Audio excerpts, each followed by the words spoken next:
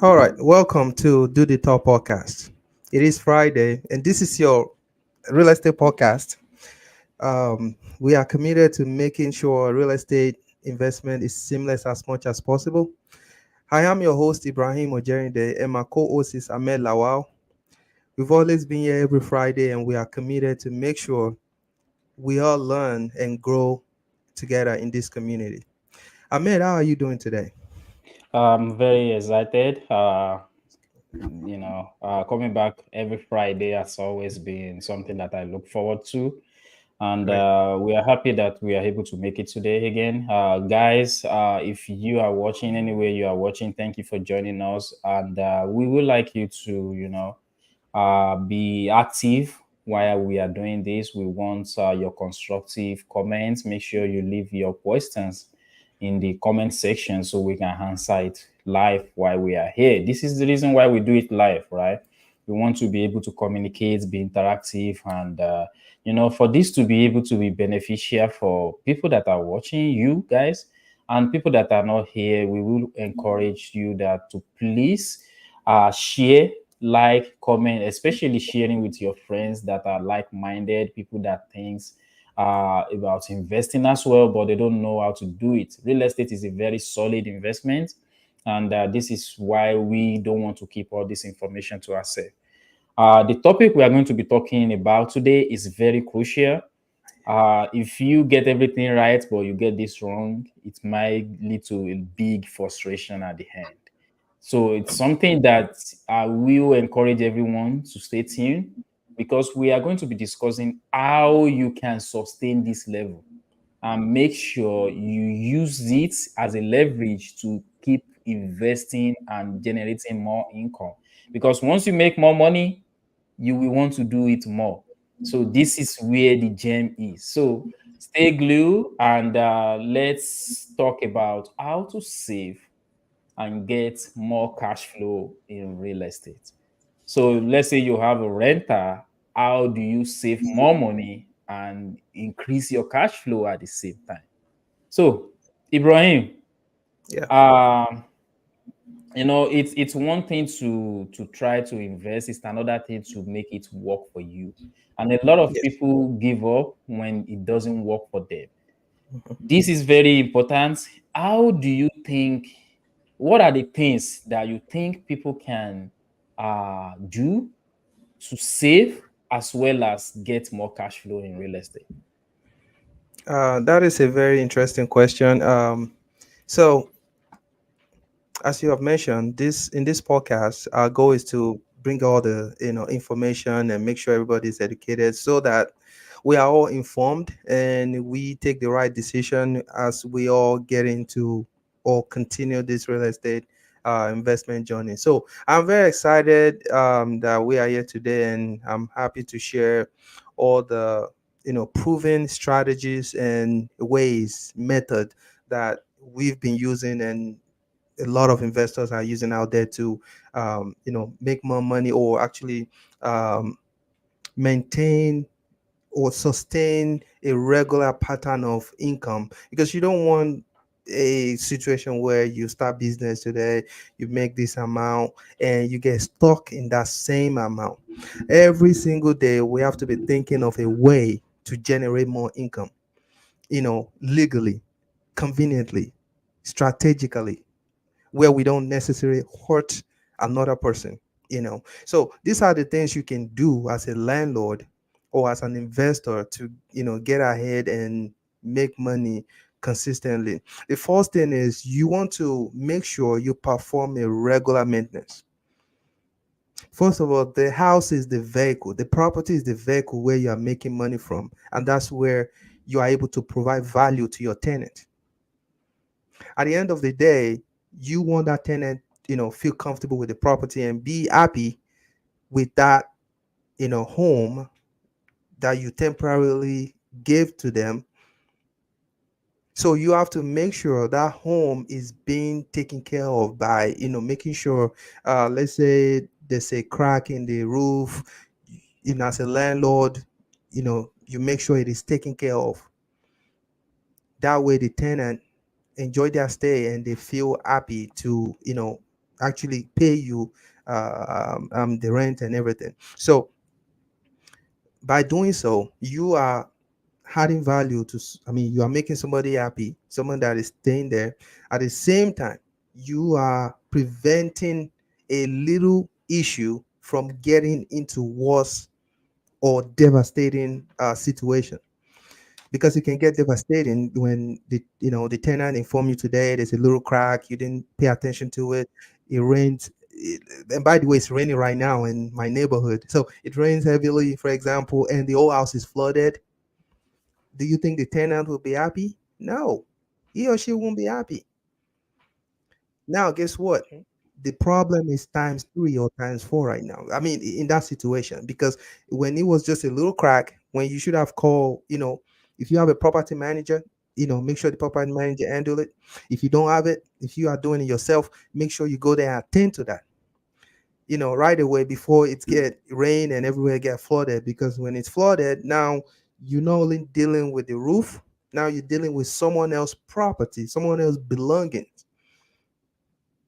So as a landlord, you want to make sure that you respect your tenant.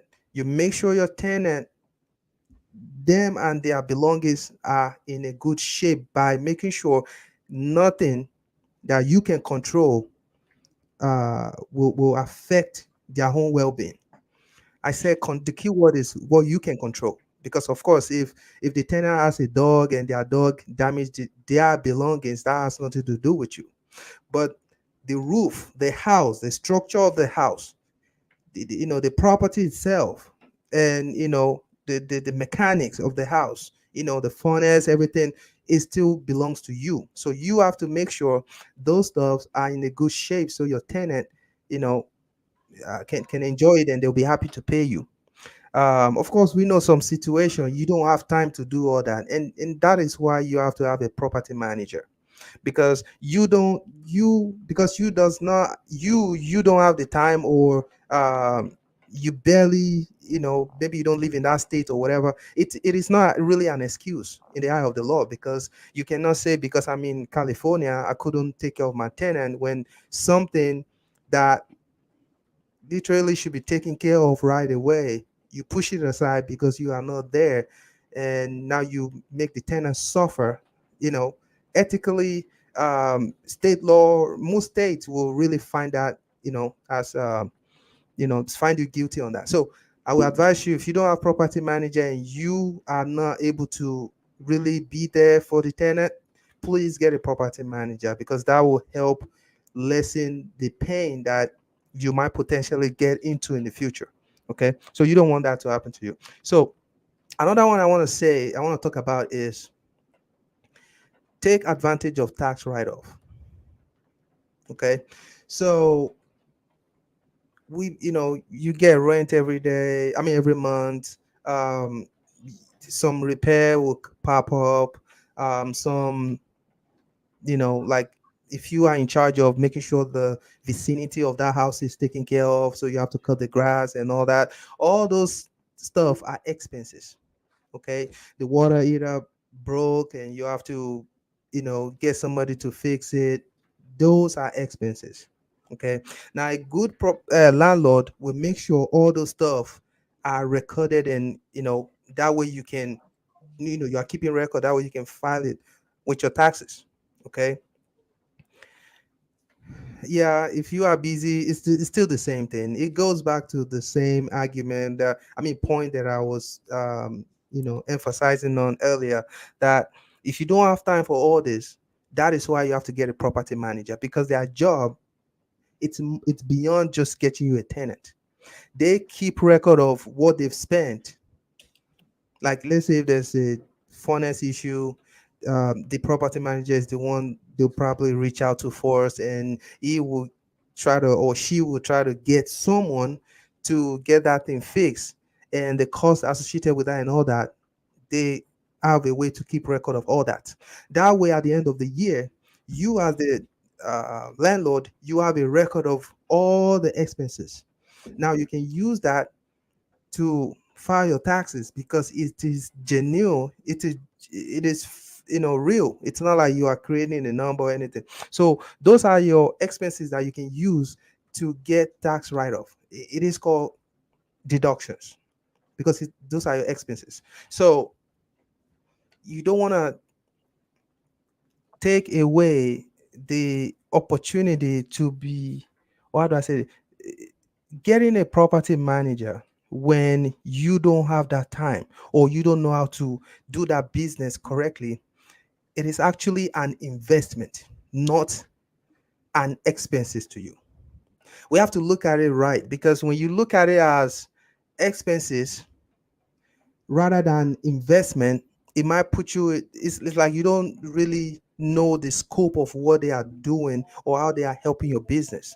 um, I want you to look at it very holistically, because these people are the one, taking the call for you. Like if there's something happening, they'll be the one that will take the call. They'll be the one that will make sure the house is running well.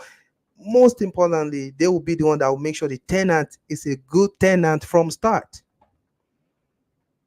Is one thing, so there are a lot of things they do as a problem, because they it's like they are the one that making sure everything's running right in that, in that house. So what am I saying here? I'm saying even with all the expenses, they will take note of that and they'll pass that to you. You can use that to, leverage on your taxes. Of course, I want you to have a CPA. The CPA will tell you other strategies that you can use to leverage and, get all the write-offs you can get. But without you keeping record, without you having someone to make sure all your expenses are documented, you might be losing on tax write-off. So anyway, I digress. The next one I want to talk about is you want to adapt to all policies, all laws, all bylaws, all, county or HOA or city laws. If you don't follow that, you don't practice what they want you to practice, it might put you in trouble.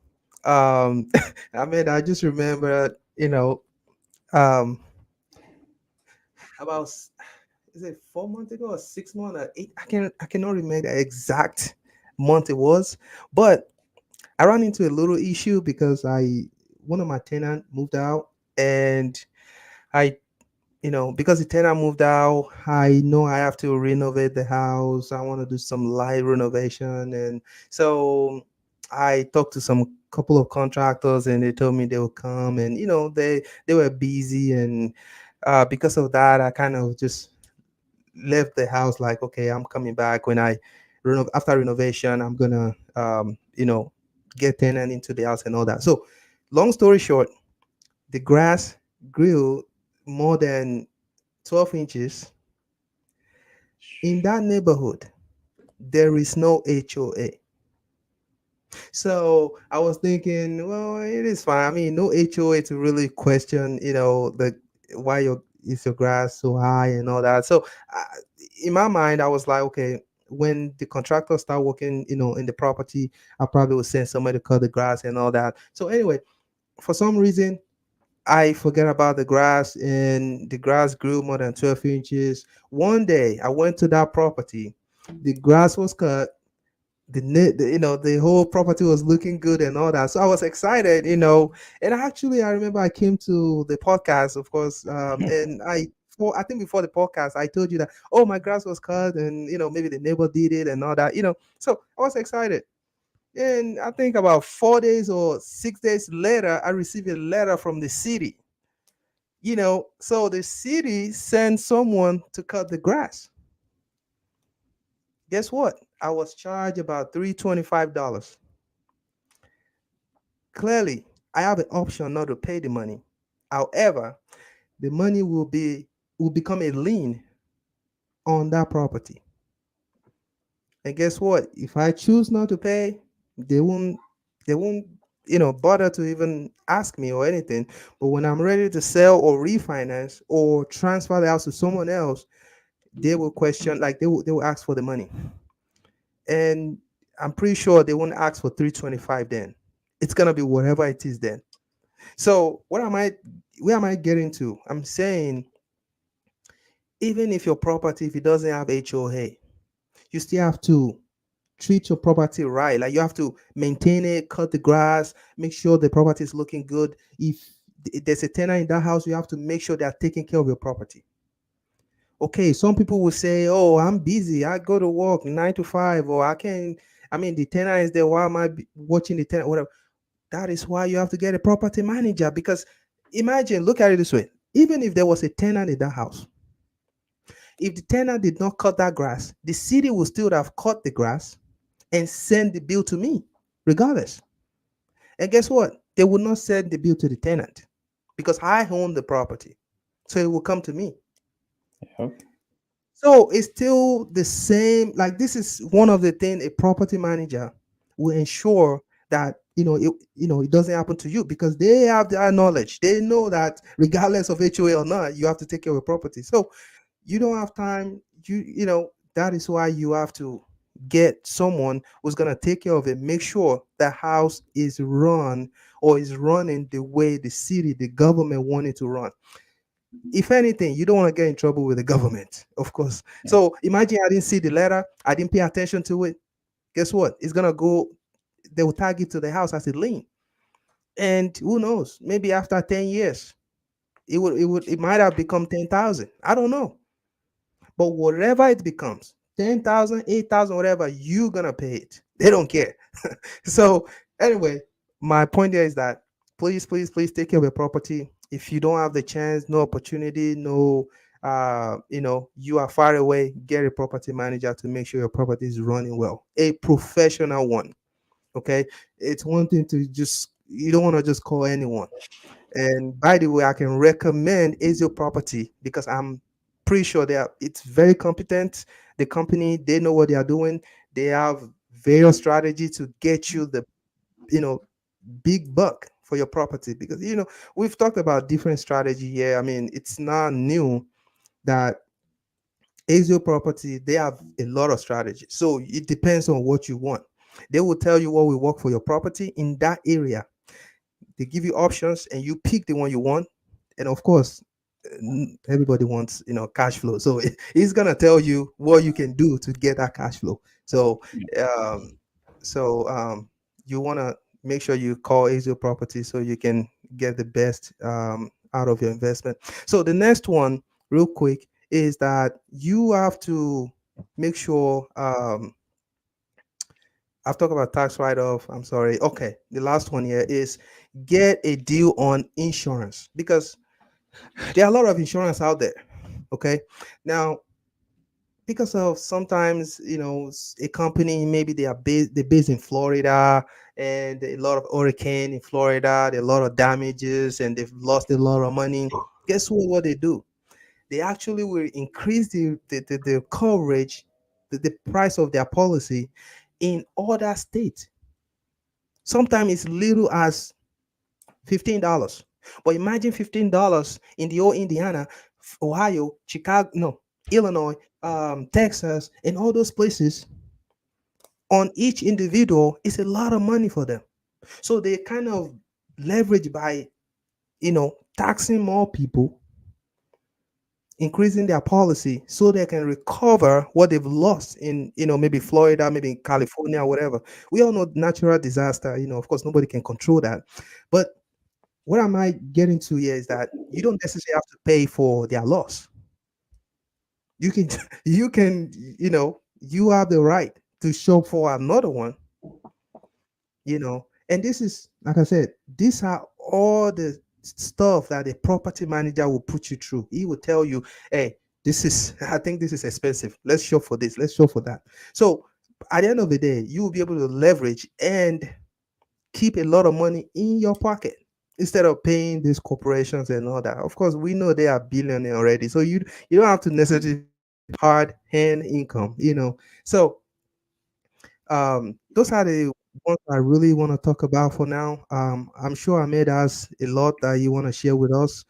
He's a property manager, so I can't wait to hear from him anyway. So Ahmed, Ahmed, what are the things that people can do? we all try to save money as much as possible. I cannot be making all the money and it's going out right away to corporations and all that. So I'm sure there are legal ways, a very strategic way to save money in my pocket. What can I do, please? Thank you, Ibrahim, for giving us all the knowledge. We really appreciate you, and your knowledge is very valuable. I learned Thank you. something today. Cut your grass, guys. Just cut your grass. I was sending a message to one of our clients this week because she hoped to be taking care of the house, like cutting grass and all that. So we are not charging her for that. And I was messaging her like, if you don't cut this within 2 3 days, then I will cut it and charge you. So I literally tell her that because I just drive by houses, check, make sure they cut their grass. Well, that is by the way. As a property manager, what I've seen is the number one most single expense of a property owner is vacancy. So if you can work on minimizing vacancy in your property, 9 out of 10 is going to be profitable. So vacancy is a very huge bill. People don't see it because it is not money coming out of your pocket. But think about it. If you are charging 1,500 per month on a property and that property stay on rent for 2 months, that is 30 3,000, right? So that is very huge, but people don't see it that way because it is not money coming out of their pocket. It is not the money they already earn that is leaving, but it is the money that is out there that they are supposed to get, but they are not getting. So I mentioned that because the topic is how can you save money and get more cash flow. These people don't think about it, but as a property manager, I see it a lot, and I try to educate my client like your most single expense is vacancy. We need to strategize on how to minimize vacancy, and this is going to be profitable. So I really want to hammer on that, and I want other our listener to know that even though that is not the money that they already earn that is leaving their accounts, it is playing a huge role at the end of the year. Because if you do your accounting at the end of the year and you realize that okay, you spend 10,000 on this house, you are making 10,000, but you have 3 months of vacancy. That 3 months is supposed to be your profit, but now because you turn a nonchalant attitude to it, now you are paying for it. So vacancy is huge one for me. Another one is value hard. What do I mean by value hard? So you can, of course, you cannot do a big renovation to a house that someone is living in, but you can always upgrade some little things that will save the tenant some money as well as make the house ambient look Sure. professional and look more luxurious than how much they are paying. Let me explain what I mean by that. So let's say you go inside the kitchen, you change the faucet. You go inside the bathroom, you change the shower head to something little fancier. You change the bulbs, the light, you change it to LEDs. Yes. That will save them money. The shower head will save them money. Stuff like that. And if they look luxurious enough, that give them the sense of living in a house that is more than what they are paying. And a lot of time that keeps the tenants in the house for a long period of time because now they see that you care about their house, about where they live. You are putting all your efforts in to make sure the house is look nice, at the same time updated to the standard of the year that we have.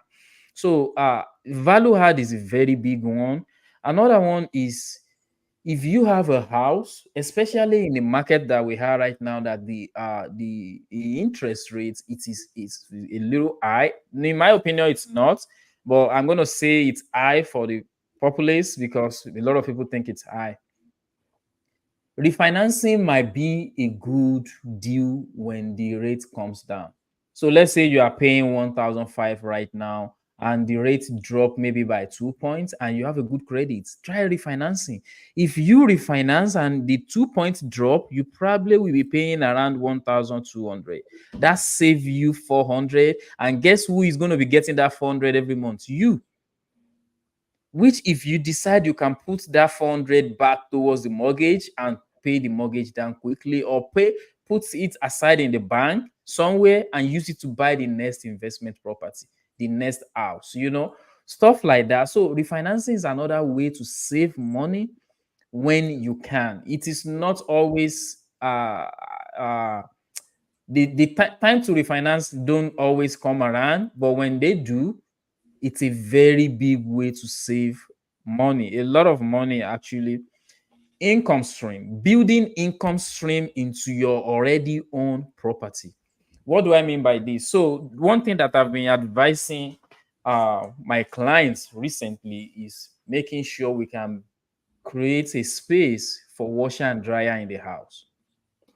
If the next door is two bedroom, one bath, and it's going for 1,100, you can rent yours for 1,200 or 1,250 if you can just put washer and dryer in their house.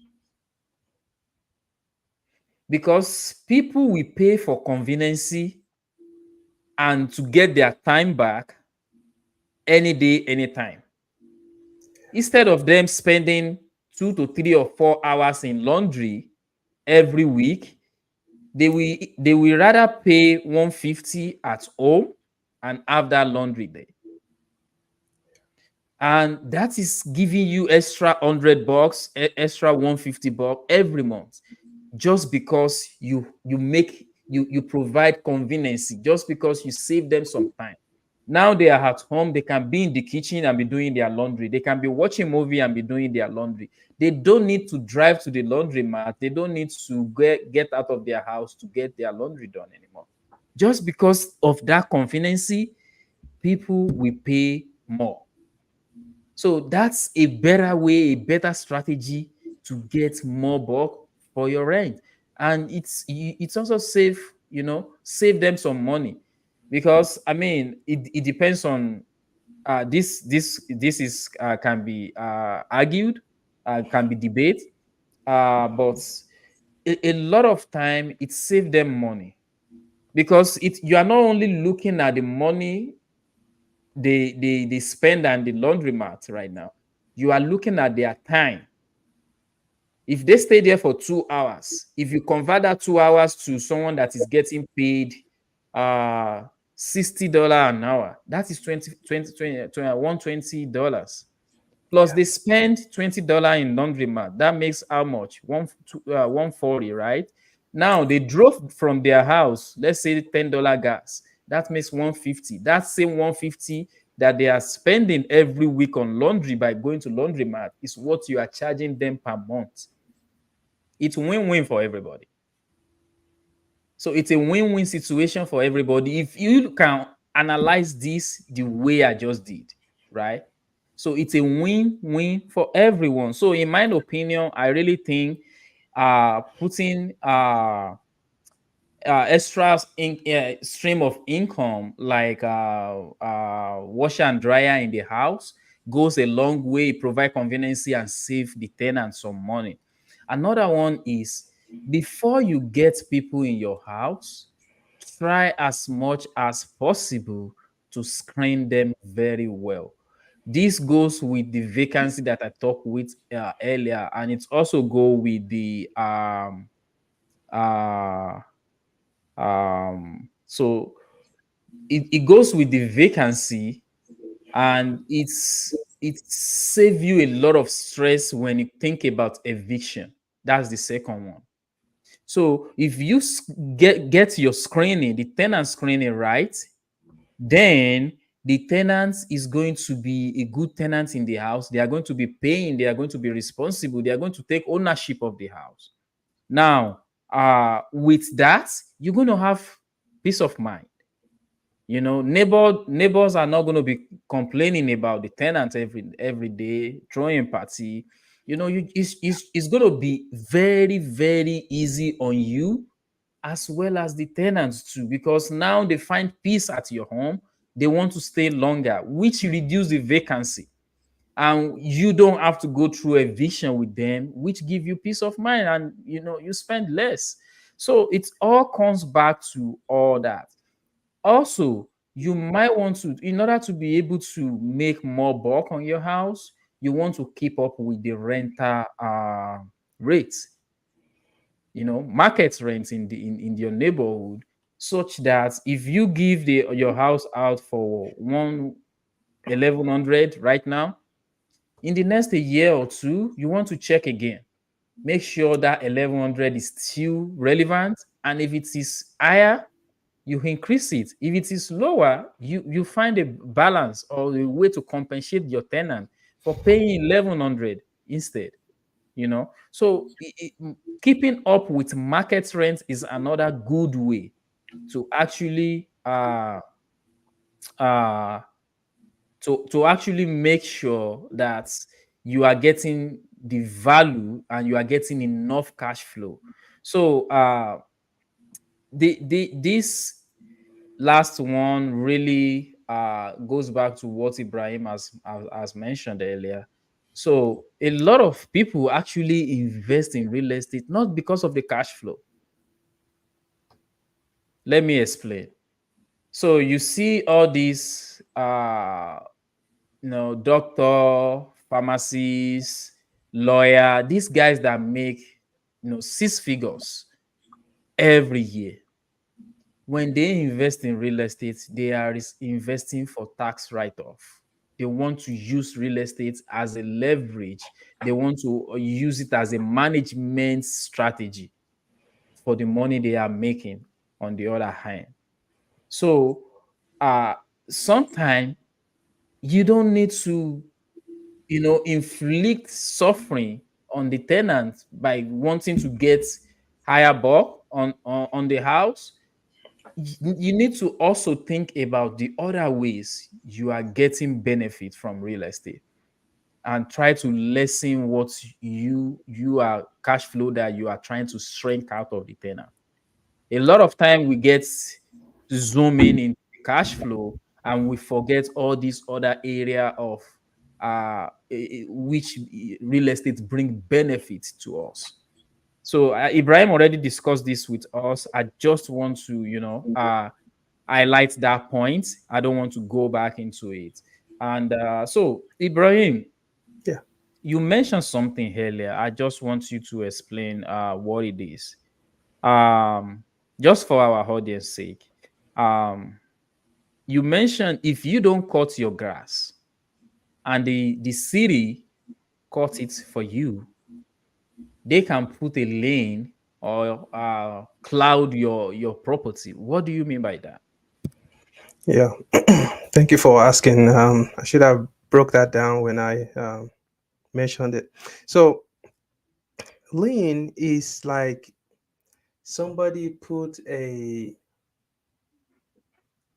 bill, like legally attach a bill to your property that you are. It's like they're saying you are owing us a particular amount of money,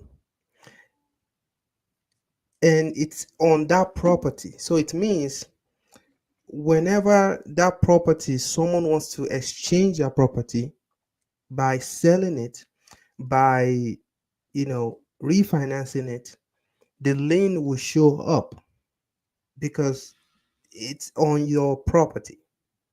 So they will be able to, when title company are trying to figure out who and who you have to settle when you're trying to sell or refinance, the lien will pop up because they went through legal means to actually attach that lien on that property. So lien is a debt that somebody is bringing forward to the court, that this person is owing me a particular amount of money, and they want that person, they want that the bill to be attached to that property because that individual has refused to pay me. Hmm. Now, the court will look at the evidence, will look at the proof, which is the grass that they cut.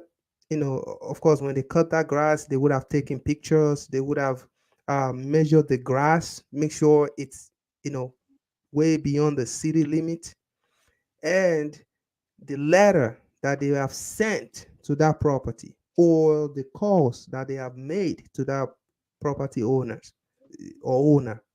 That way, the judge can see that, yeah, these people, they've made effort to reach out to this particular, landlord, and um, because that person, he or she neglected or refused to cooperate, that is why the city or that person is moving forward with the lien.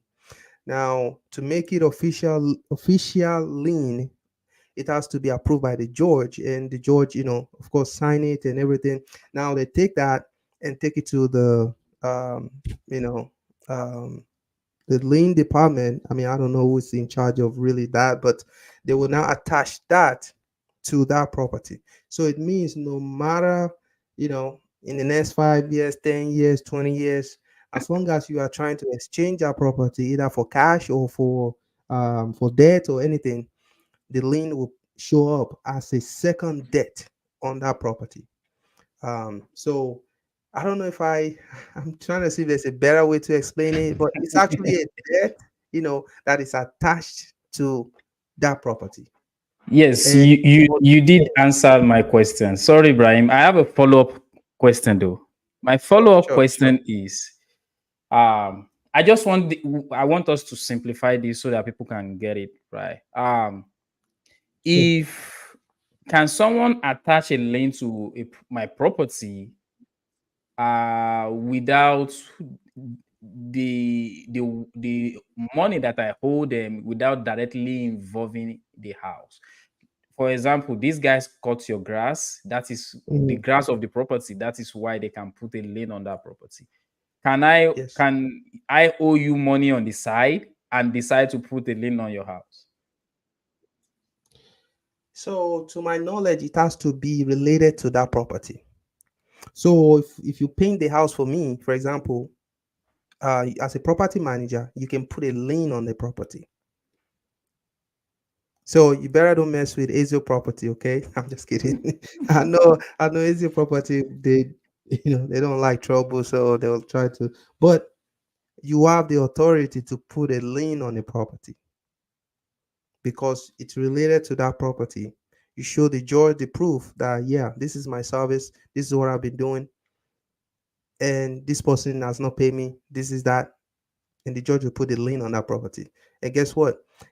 No matter how long, in fact, if the person declined to pay, it's increasing your link. The link keeps going up, so anyway, yes, to answer your question, to my knowledge, it has to really be related to that property.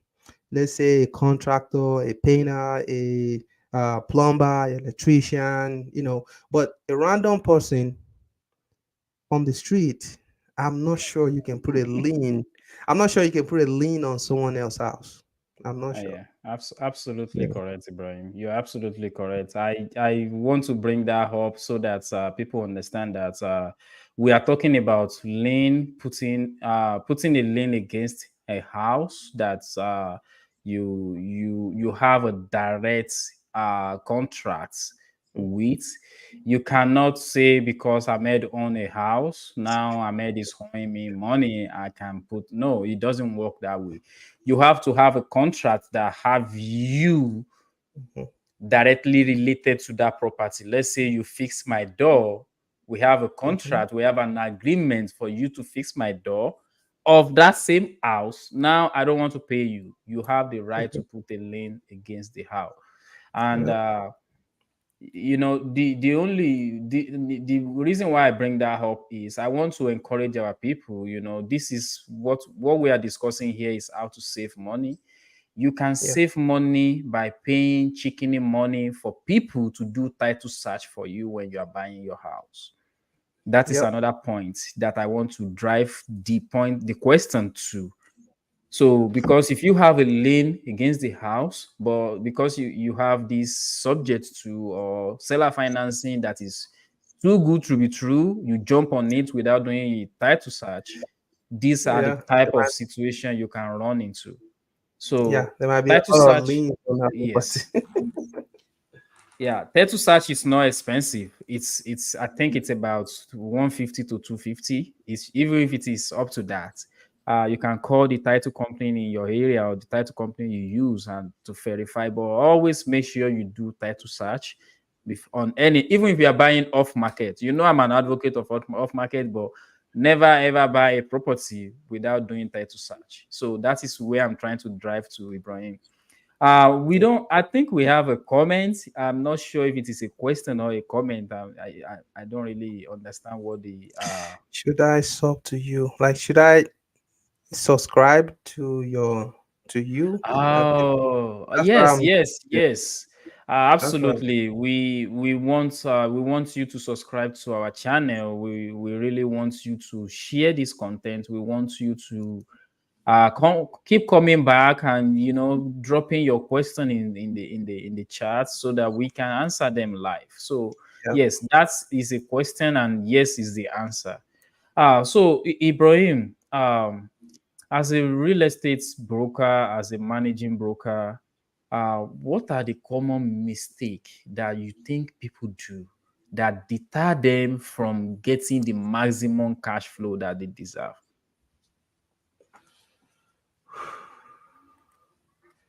It's a big one. I think you've mentioned it already.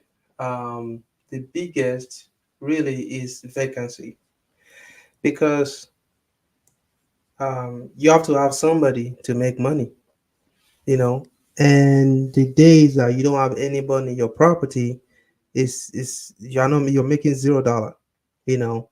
Um, Another one that I think is big is not having the right person. It's not just about getting somebody. You have to have the right person that fit that property. Now, no one is perfect in detecting the right person, Hmm. but people that are into this business, a good property manager will be able to tell you with what they've observed, with their experience, the screening they've done for multiple people. They can narrow out, you know it's like a game of 100. They can get you about 85% to 90% of the chance, a good possibility that this person that they are picking is gonna be a good person, versus you doing 50-50. Just because, I mean, it is, so it's not your job, it is what it is. You're just speaking based on somebody tell you I'm good, I'm nice, I'm this, I'm that. So they go beyond that, because they have these tools to narrow out people that are just pretending or pretenders. So I feel like getting the right person is a big one. We often don't talk about that, just because as long as we get somebody there, we get paid every month, we kind of forget about the other side of it until that person stop paying, until that person is damaging your house without reporting to you, Hmm. until they said that person is doing all kind of business in that house, especially the illegal ones. Okay, so where am I getting to? It may cost you way more than you've gained in that property. Imagine you getting, like, let's say you are not using a property manager, or you are using unupdated, or old school property manager, where they are stuck with just regular leasing, and they don't really engage in new strategies, because the new strategies, it involves change. It involves you being open to technology, you being doing your research and all that. So um, not everybody wanna dive into that, just because it's a new generation stuff, all this technology and all that. So some property management, they are comfortable doing their normal leasing. They like that every month fixed money, and they like to stay with that. we all know that there are other strategy that can fetch you a lot of money, but it might not be exact. This month you can make a little way more. The next month, can make a little less and all that. So where am I getting to? Some property managers, they like to do that fixed one, and in that case, maybe you are making $300 every month, and the tenant is the wrong one. The person stop paying, or not using your property right, and at the end of the day, when the person move out, eventually it might cost you a lot of thousands to fix that house, just because this individual has not been taking good care of your property. I mean, inside the property, of course, you can see outside, but inside they are the one living there. So if the person is not taking care of it, you might not know, until they move out. So then all the 300 you've made for, over a year or two. A year is about, even less than, let me see, 300, that's about 3,600, something like that. So you barely make anything, but when that person moves out, it might cost you, 10 to 20 or 30,000. So technically you are not making anything, because it's like all the money you've made, the person took it away from you. Yep. But now, the new ways, new strategies, you are able to see your house before it get damaged, before it gets worse, because like I said, I'm not even, I don't need to really break all this down, because we have a property manager here that can explain all that to you. If you really want to know more how you can make more money on your property, call is your property. It will break all that down to, for you guys, and you can see how powerful are the other strategies that he's gonna, of course, enlighten you about, and and you definitely get a lot of cash flow. So with that one, you are able to see your property before things get, terrible, and of course they will take care of that, and it will be fixed. And so all the money you are making, you won't necessarily have to spend it on renovation when the tenant moves out, because in the middle of while the tenant are there, the house is being taken care of. They are keeping it clean. So it's no brainer. Getting Yep. the wrong tenant will cost you more at the end of the day. So Absolutely. you want to get the right tenant. How can you figure out the right tenant? It is an interesting question.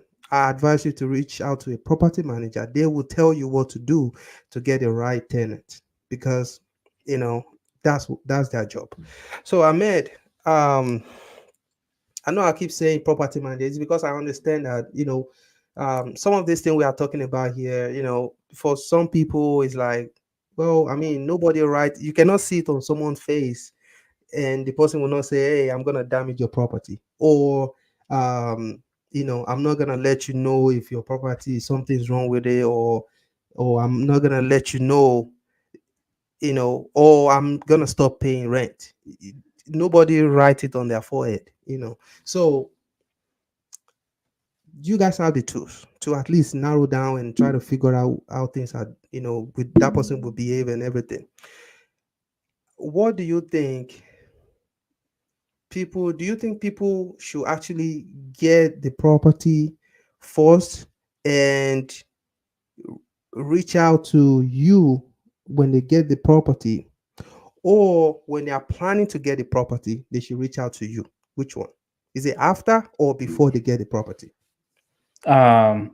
So either way works, but the most efficient way, I just want to go do the direct answer on this. Either way works, but the most efficient way is to get all party involved before you even buy it. So, real estate agent, property manager, if you need some work, contractor, before you even pay. Why? Location, location, location. That is a slang in real estate. If you buy a Yes. bad property in a good location, it's going to perform. Yeah. But if you buy a good house in a bad neighborhood, you're going to struggle. You can make it work. I have a lot that I'm making them work right now, But I don't just want to be making them work. I want it to be easy on me and on the owner as well, because I want to Mhm. minimize the vacancy as much as possible, right?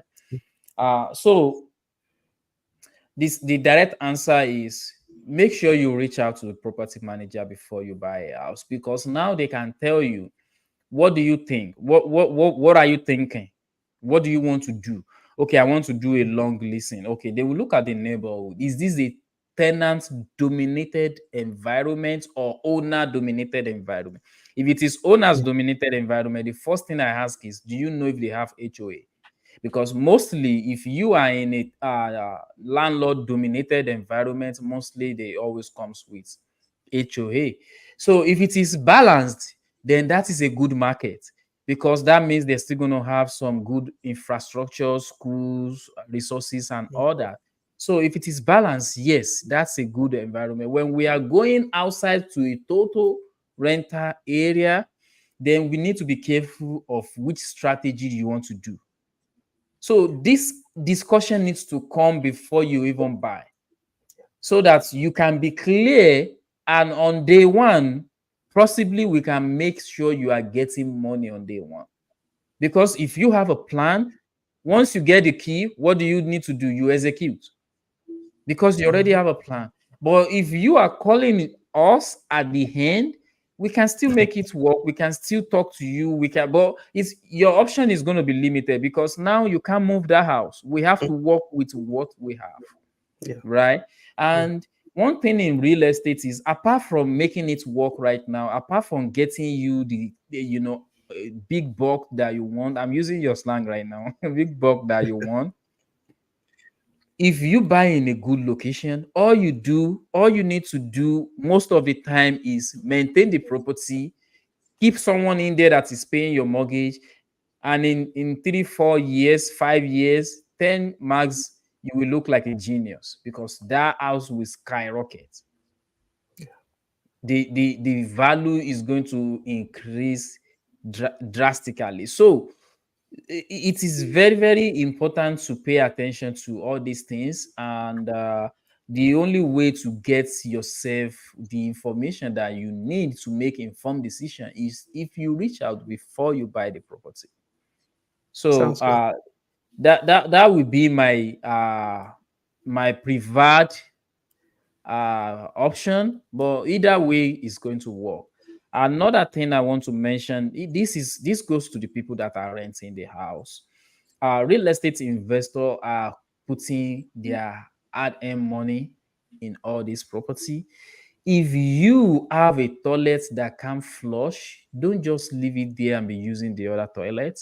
Call the property manager, call the property owner to come and fix it.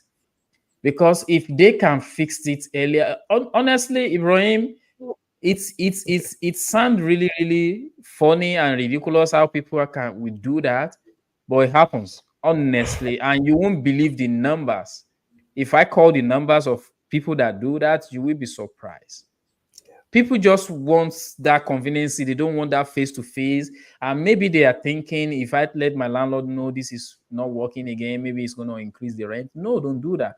You are actually not doing the landlord or the property manager a favor by not calling out the maintenance they need to do, because now that thing will keep getting worse, and the time Mhm. that they will have to come back and fix it, they will be spending 2 3 times more. Yeah. Definitely. So always call out a repair that is needed in the house. If you can catch it early, then we can spend less.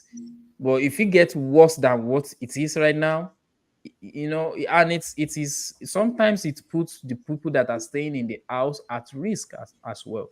So we need to think about our safety, about our health, and just call it out. Let them come and fix it, even if it is going to affect some other thing. Don't just make sure you let them know so that they can get it on time. I know that is like off topic, but it is really burning It's inside so me.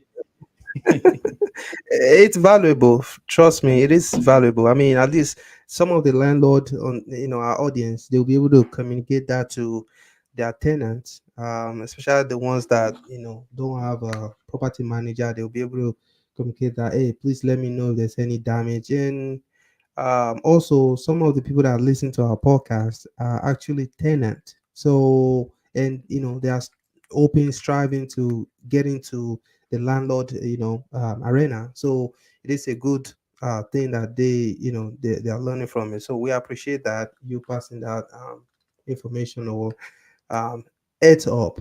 It's like a tip that will save everyone's, because actually, for not doing that, some landlord may actually charge that tenant as well, Yes. because definitely the toilet, the color will be different. Like if that stuff has been there for a long time, a professional plumber will be able to tell, and that person will inform the landlord, show evidence, maybe take picture or anything like that. And at the end of the day, a landlord might be able to, come up with some charges, and it's probably gonna hurt the tenant, and even more if the landlord, take action by charging the tenant whatever it is to fix that toilet. So at the end of the day, or even the tenant, everybody wants to be careful and make sure you do your part, which is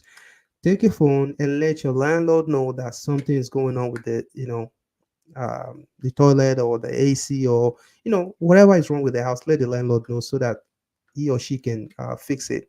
Um, anyway, guys, we are at the top of the. It's 1 minute after 9. So, Ahmed, um, we've talked about what people can do, and I've mentioned it multiple times that they need a property manager, especially if you don't have the time, you want huge cash flow, you are, you know tired of the $100, $150 you are getting every month, and you want something more.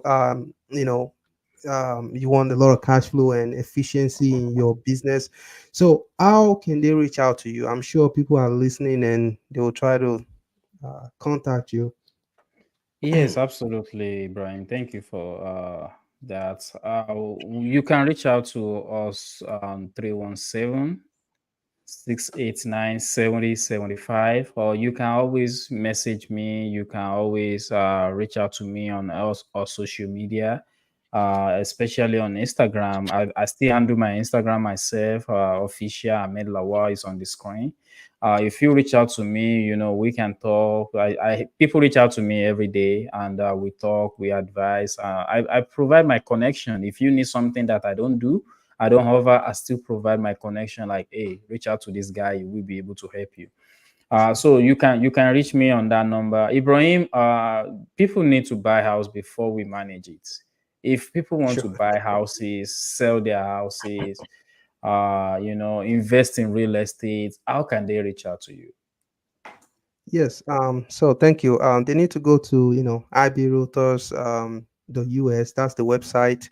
You can message me from there. You can text me, email me actually, or you can go to the social media, you know, on Instagram, ibrealtor.us, DM me.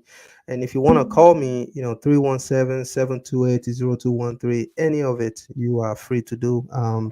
Anything concerning real estate, that is what I do every day, every night. So I want to thank you guys for watching this episode, and don't forget, please share with your friend, your family, your coworker, your neighbors. We are dedicated to come every Friday. Trust me, it has not been, like what do you call it? It has not been like someone in the. I'm trying to see what kind of phrase I can use. I'm so sorry. I mean, like we make it easy. It Hmm. has not been that easy, but we make it look like it's easy Hmm. because Yeah. we are committed and we are passionate about what we do. So please, we want you to, the little thing you can do to help us is to subscribe to our channel, share this with your friend, your family. We will really appreciate this. Of course, you all know it is free to subscribe, it is free to share to anyone. um, all you are doing is helping this community. We are like a community here because we want to learn and grow together. So we've always said this: we don't know it all, We are open to criticism. We are open to a comprehensive, and in fact, if you have any kind of profession in real estate and you want to come to our podcast, just send us an email and we will tell you when and how we can let you, when we will let you come in, and what are the things we would like you to participate in our podcast. So we are open to that. Please let us know. Thank you for watching this episode, Ahmed. Peace. All right. Thank you.